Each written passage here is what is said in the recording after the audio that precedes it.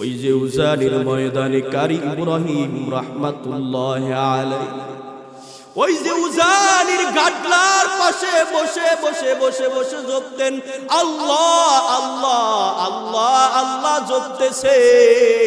আল্লাহ আল্লাহ জপার পর পথ দিয়া যাইতেছে একজন হিন্দু ভাই, শুনতেছে হিন্দু ভাই যাওয়ার সময় বলতেছে কারি ইব্রাহিম মনে হয় পাগল হয়ে গেছে।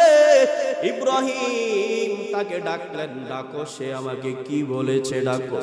ওই হিন্দু ভাই তো ভয় পেয়ে গেছে, কি ব্যাপার, হযরতে আমাকে কেন ডাকলো না জানি শুনে ফেলছে।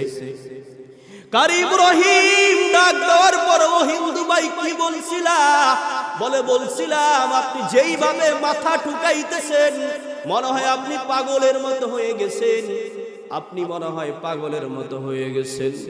কারি ইব্রাহিম মনে মনে চিন্তা করল, রে মালিক, আপনার হাবিবের ভাষ্য মতে এমন ভাবে আল্লাহর জিকির করতে হয় যেন দুনিয়ার মানুষ পাগল বলে। রে আল্লাহ, আপনি সাক্ষী থাকেন, আপনি রাজি থাকেন, কিয়ামতের ময়দানে আমি যেন এর উসিলায় পার পাওয়া যাই। বলেন সুবহানাল্লাহ।